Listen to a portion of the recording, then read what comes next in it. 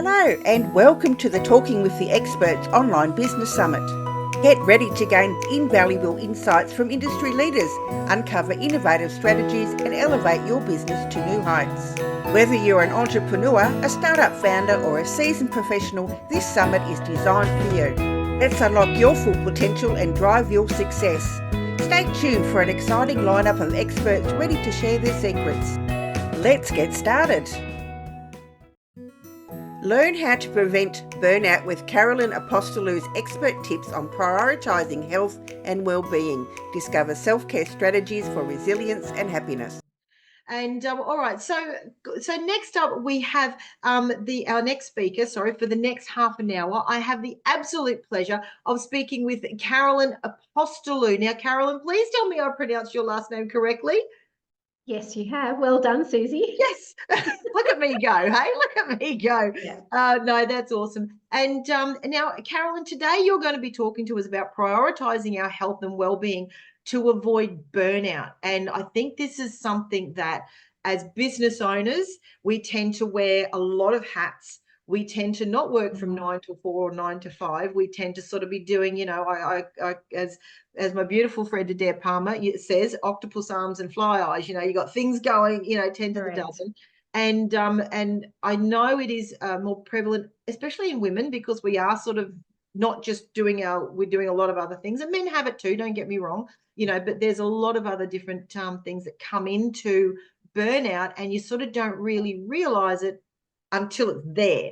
So, you know, so I'm really looking forward to what you're going to be sharing with us. I just want to let everyone know a little bit more about you, Carolyn, if that's okay, before we kick off and you share with us a little bit more about helping to avoid that burnout. Now, Carolyn is a true catalyst for change, renowned for her captivating keynote speeches that inspire transformation and empower individuals to prioritize their well-being. And it's so important, and so many of us don't do that. With years of experience in motivating leaders and teams, Carolyn has become a sought-after accredited coach, mentor, and speaker, addressing critical topics such as workplace well-being, stress management, and burnout prevention. Her dynamic speaking style and engaging presentations have earned her acclaim in the corporate world, making her a trusted expert in fostering thriving workplace cultures. And I think that's something really important in today's society, because we went for a very long time in being in quite toxic workplace environments, you know, and thinking that sort of that was just the way it was, and that was, you know, it was what it was. And so I think it's wonderful that, you know, you've that we're coming into a place where we're acknowledging that it is being seen as something that is has a true impact on us. And so, Carolyn, I'm really looking forward to you know, the tips and the information that you're going to be sharing with us over the next half hour on how to avoid burnout. So please feel free to take it away. All right, bear with me for a moment whilst I just share my screen with you. And we get this looking right. So it's not going to look right at the start. Hold on a second. Don't we love modern technology? We do, yes. Especially when you're live, right? Okay, how's that? Does that look all right? Looks brilliant. Brilliant. All right, so welcome everyone to my talk on really empowering wellness, giving you practical solutions to rise above burnout. And I think quite often, as Suzie has said, we are dedicated employees and we often push ourselves to the limit. Long hours, a lot of stress, constant kind of engagement. And that can take a toll. And as Suzie mentioned, often we are women and we have the mental load that we are also carrying with multiple children potentially, and family commitments, which, you know, our men often are not thinking about what they're cooking for dinner the next day, the day before, you know, and thinking about things like that and logistics. So yes, absolutely. We are talking about really being inspired to look after ourselves better today, to prioritize ourselves. And the reason that I do this is because I meet people that feel like this all the time. Can you relate to the lady in the image here, right? almost feeling just so overwhelmed that your head just falls down on your laptop, post-it notes everywhere, you're feeling overwhelmed, you are sleep deprived, you are feeling unmotivated, you don't know how to get more energy. And I think we can all relate to this, and definitely different people at different points in their life feel, unfortunately, like this lady. Quite often we smile, we push through, we keep going, we kind of tell ourselves we'll deal with it later, we'll be fine, but actually we fall in our heap. And sometimes it's not us that recognizes the signs of burnout. It can be those around us, it can be our partner or close friends. And I want to reassure you that burnout affects everyone, okay? And it is okay to ask for help. And as I talk about stats around burnout, you can see that if you have been feeling burnt out, you are certainly not alone, because these are the global statistics that come from the World Health Organization, from the research that they did. And unfortunately, you can see Australia at the top of this chart. 67% of people say that they have experienced burnout at some point in their life. Quite alarming, isn't it? But we are right up there with the United Kingdom, the United States, and some, I couldn't put all the countries around the world on here, but you can see it is still affecting some countries in Europe. So these are global statistics. It's not just us in Australia. It is being felt around the world, and it is being felt by a lot of people. And I guess I would reassure you that those that are on live and those that are watching the replay, you are in the right place, because I'm here to help you to feel more energized, to talk strategies to give you deeper sleep at night, strategies around better work-life balance so that you feel healthier and you really can avoid burnout. And so obviously my goal for this presentation is to really equip you with lots of strategies to help you to prioritize your health and your well-being. They will be strategies that you can implement immediately. So let's get started. Who am I? And thanks, Suzie, for a really fabulous introduction. I am married to a corporate professional, and together we do have 4 children. And so I do juggle many balls in the air with my own business, being a busy mum, and it's something that I wouldn't change for the world. I have been involved in the health and the wellbeing industry for nearly 10 years. I do have a background in psychology, and I was a teacher of psychology before I had children. But today I pretty much work in the corporate sector every day. Running lunch and learn sessions just like we're doing today, being the keynote speaker in workplace wellbeing days, mental health awareness days, and I do take on a small number of private clients who come to me because they really need a cheerleader. They need somebody to give them support, but also accountability so that they can make the necessary changes that they want to make. And like Larissa, I do run a retreat a couple of times a year, which is really targeting leaders in the corporate sectors, senior managers, people that are really knee-deep in the trenches with leadership and struggling to prioritize their own health and well-being. So reach out to me. I'll give you my connections at the end if that's you and you would really enjoy a local retreat down at Cape Schanck. The next one is in May of next year. So I'm really helping busy professionals all day, every day to get better work-life balance. And it's something that actually dates back to a long time ago when we stop and people ask me, well, what does well-being mean to me? I can remember back when I was a teacher in the classroom encouraging my Year 12 students to make sure that they did have good sleep at night. They didn't study for hours on end without important breaks, that they still involved themselves in regular exercise as a way to de-stress. And talking about health and well-being, it is applicable to everybody across all ages. We must make sure that we are prioritizing our health and our well-being, because that has a flow-on effect to everyone around us.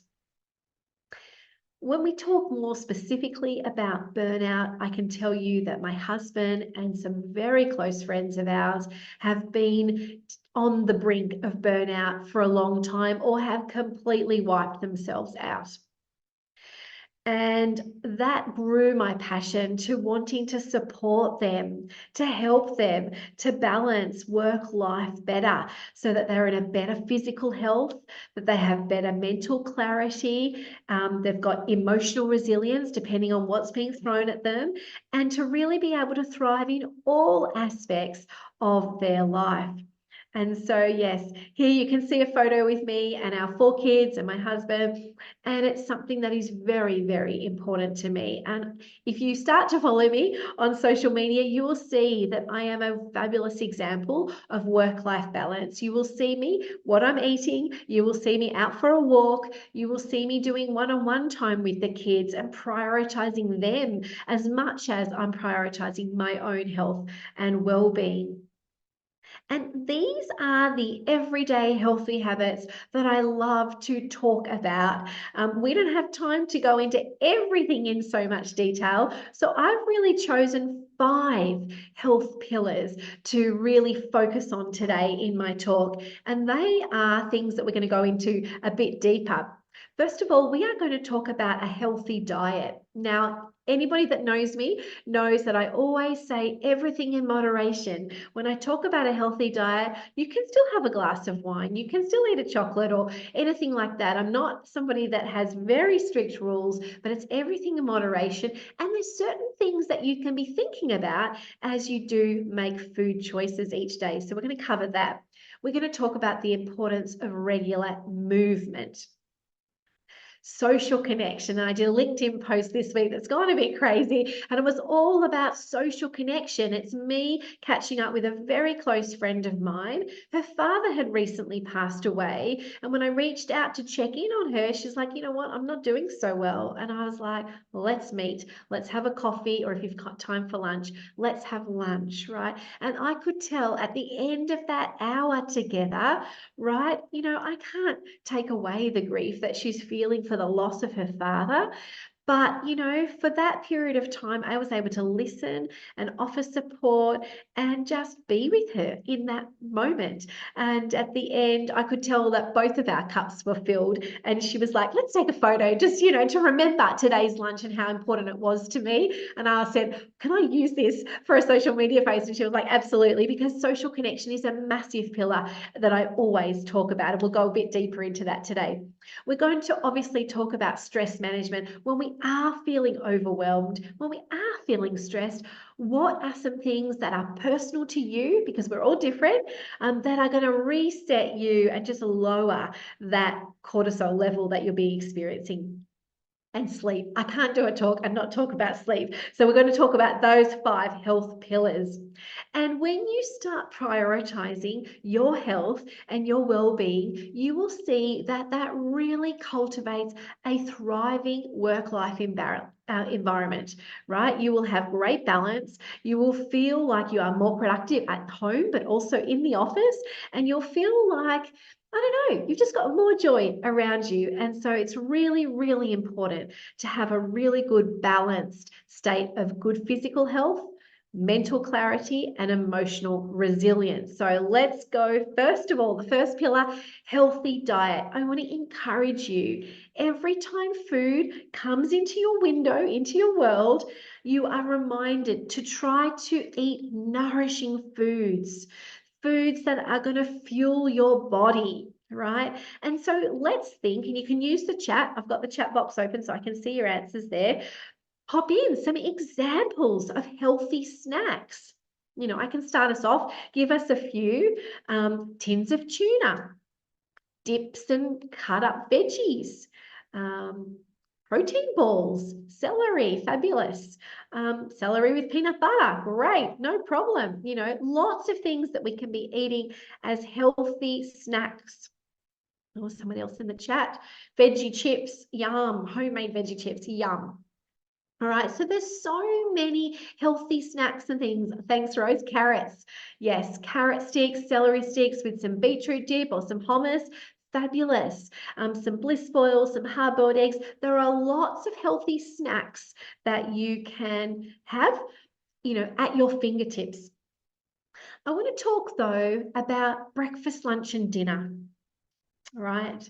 Because if we are fueling our body with really good food at those 3 meal times, we are less likely to be craving sugary treats and other food in between those main meal times. And so I love to teach my clients to focus on having a portion of protein at each meal. And people ask me why, for many different reasons, but in particular to support your muscle growth and any repair. So if you have been for a very long walk or you've done an extra intensive workout at the gym, eating protein is going to help your body to rebuild. It's going to keep you feeling full and satisfied, just like I said before. So you're going to less likely to crave for sugary snacks in between meal times. Eating protein really stabilizes your blood sugar levels. We see this from people that wear monitors, that protein slows down your absorption of carbohydrates, which give you more consistent energy levels. And eating more protein boosts your metabolism, mainly because your body needs to burn more calories to digest protein than it does with fats or carbohydrates, right? And so we could talk in detail about food, but I thought I'd just share with you today some examples of breakfast foods that are high in protein. Now, my go-to is always eggs. I can have hard-boiled eggs or poached eggs or scrambled eggs, eggs. Lots of people say to me, I don't like eggs. I can't eat them. I'm allergic to them. So what are some other alternatives? Some Greek yogurt, plain, natural, the best Greek yogurt that you can buy with some fresh berries or some frozen berries and some nuts. Fantastic source of protein for breakfast. If you can have eggs, I'd do some egg muffins or some other eggs, a protein smoothie. It's not the best way, but it's way better than having sugary cereal, right? Or some toast with jam. So get yourself the best quality protein powder that you can find, like a vanilla protein powder. You could add half a banana, some nut butter. You can really make it up. But even the protein powder and some milk or just even water or coconut water is a great alternative for high protein breakfast. Whole grain toast with avocado and eggs, again, delicious. Or perhaps if you can't have eggs, what about some smoked salmon with some avocado, really good fats in a multigrain wrap. Really, really great suggestions here, and so much better than plain toast or with jam, with sugar, better than sugary cereals, pancakes with syrup, even bagels, not great, or Danishes, dare I say, okay, on the odd occasion that you might pick up some bread in the morning with the kids on the way to school and you have a custard scroll or something, fine. But, most days really try to start your day with a high protein breakfast. Now, whilst we are talking about food, I would really like to talk about hydration. And this is something that I bang on all the time about with my clients, that most people are dehydrated. Okay, when I ask people how much water do you drink a day, some people say, oh, maybe 1 or 2 glasses. Well, the average amount that people need to drink is usually over 2 liters. And there is a mathematical equation for it. And so if you want to take your phone out, if you open the calculator app and put your weight in the app, so just whatever it might be, so you put your weight in, let's say it's 70 kilos. I want you to times that by 0.033. So I'll just repeat that again. Times that 70 or whatever it might be, times by 0.033. Now, this is telling me that a person that weighs 70 kilos needs to drink 2.3 liters per day. Right? So if we go with the average, most people need to drink at least 2 liters per day. I encourage you, wake up in the morning, have a glass of water, right? It's probably 250 mils. Have another, perhaps if you're making a protein smoothie, put water in that. That's another 250 mils. You are at 500 mils already, and it's probably only 8 a.m. And I always encourage people to aim for 1 litre by 11 o'clock in the morning and a second litre by 2 o'clock in the afternoon. Now, I do that for many reasons, but first of all, so we're not up all night going to the bathroom, because we can get most of our water intake done during the day. We are not going to require as much in the afternoon. It is so important that our body stays hydrated to keep our body functioning for all our digestive systems, circulation, temperature regulation, things like that, boost our energy levels. You know, hair, skin, and nails are going to be great if you're really hydrated, and it's going to help you break down your food and flush toxins from the body, as well as, you know, keeping you focused and giving you mental clarity. So let's have a big glass of water. If you've got a glass or you've got a drink bottle nearby, let's have another drink now, because hydration is super duper important. So even every time you feel hungry, even have another glass of water. There are some questions in the chat, so let's talk about this. We've got cherry tomatoes being suggested as a great snack, fabulous, scrambled eggs. Your weight, exactly, that's the calculation. Thanks, Rose. Does tea count? Yes, it does. Yes, tea, green tea, all that water counts in your daily water count. Woohoo, exactly. All right, let's keep moving, because I could talk all day, right? Let's talk about the second pillar, which is regular exercise. We all know, but we don't always do it, that if we engage in physical activity, we need to keep our body moving and energy and moving and feeling good. Some suggestions if you're not participating in regular exercise. Even just walking or some jogging is quite easy to do. If you like cycling, do that. If you're near a beach or a pool, go swimming. For women over the age of 40 and men, it is super important that we do some kind of resistance training, even with light weights or just body weight exercise. So if you're not somebody that's doing that at the moment, it's so good for preventing osteoporosis and so many other things. Yoga or Pilates are great. Dancing, team sports, whatever you can do. I often say go with the time that you have got available. Even a 5 or a 10-minute walk is better than no walk. So don't feel like you've got to set yourself a 60-minute requirement every single day. That is, you know, too hard for some people to actually do that. So wherever possible, choose activities and movement that you enjoy, all right? And it can be important to schedule that in your diary, just like you would schedule in a work meeting. You know, schedule in when you're going to the gym or you're going to do a yoga class or a Pilates class. Make it a priority. And walking with a friend gives you the accountability, because you are less likely to cancel on that friend, you know, and let that friend down, like you might just cancel out of a Pilates class that you're going to on your own. So exercise, super duper important.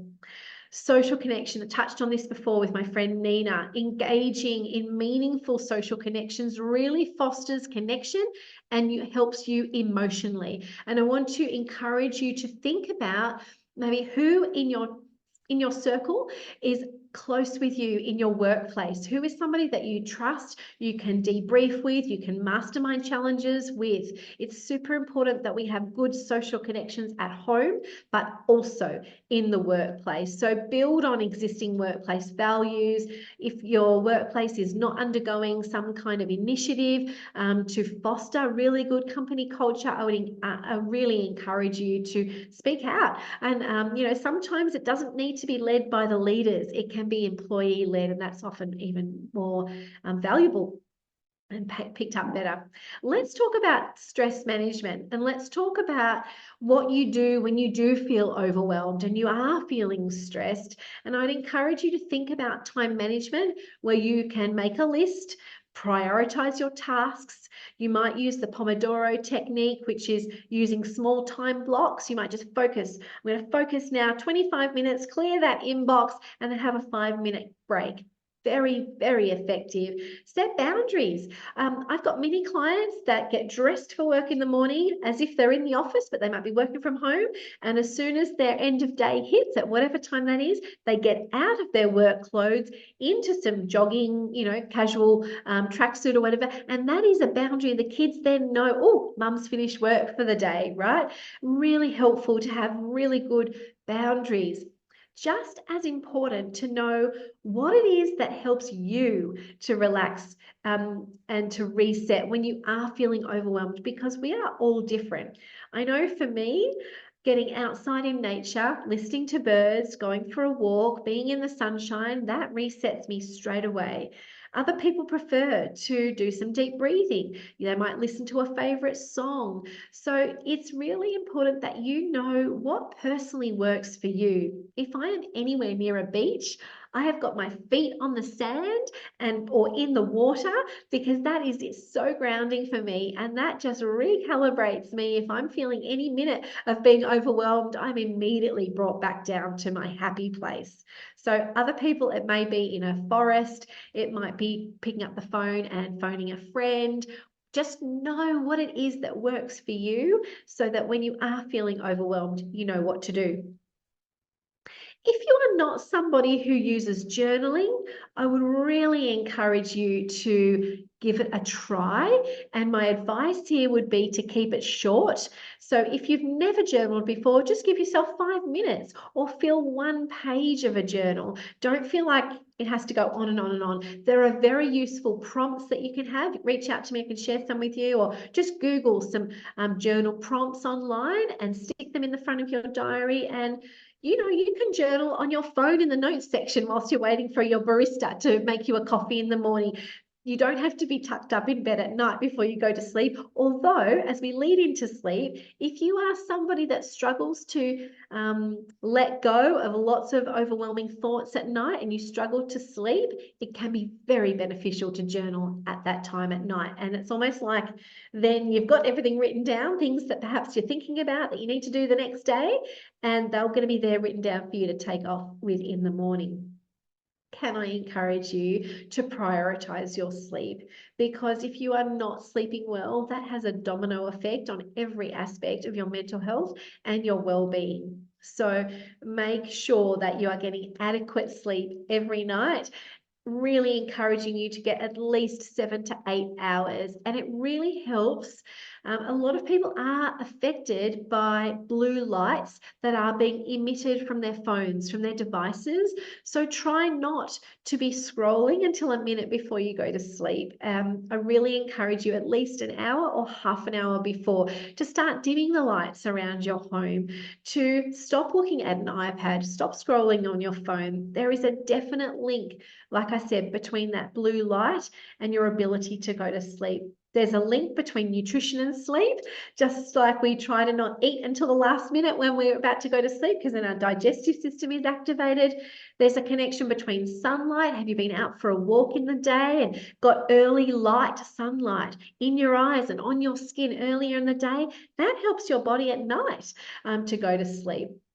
Use a meditation, listen to some mindfulness, have a relaxing bath, create a really calm environment in your bedroom, and that will help you. Now, just as we wrap up, we just refresh quickly the 5 health pillars that I'd love to encourage you to focus on: making better food choices and hydrating, trying to get some daily movement every day, thinking about a social connection.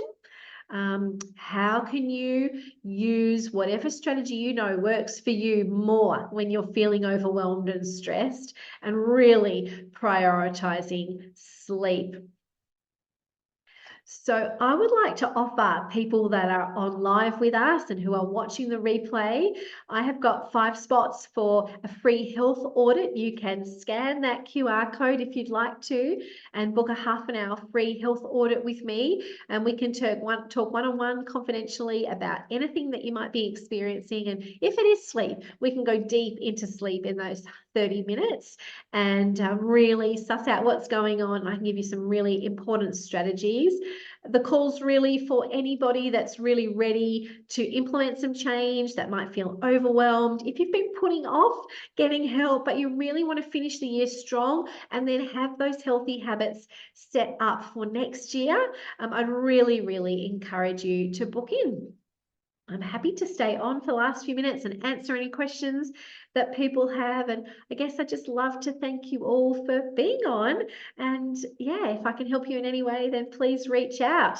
I'll put my links in the chat. So social media wise, I love LinkedIn, and LinkedIn loves me, which is great. So I'll pop my LinkedIn link in the chat, and yeah, Instagram, you can see what I get up to every single day if that's your jam. Caroline, it's been a pleasure to listen to your presentation today. I've put the links already in the chat. Oh, terrific. But please feel free to put them in again. Yeah, burnout is something that we don't often recognise in ourselves. Those around us quite often do, but in ourselves we don't. And your tips are really helpful to being able to recognise and to alleviate those burnout times in our lives when we just get so overwhelmed with work or personal life. Thanks, Rose. Thanks, guys, for having me. Oh, it's been a pleasure. Thanks, Caroline. And I look forward to chatting with you again soon. Yeah, terrific. Thank you for joining us at the Talking with the Experts Online Business Summit. I'm Rose Davidson, and it's been an honour to host this incredible event. We hope you found the insights and strategies shared by our esteemed speaker valuable. Remember, your journey to success doesn't end here. Keep applying what you've learned, stay connected with our community, and continue to push boundaries of your business. Until next time, keep thriving and striving for excellence. Goodbye, and see you at our next summit.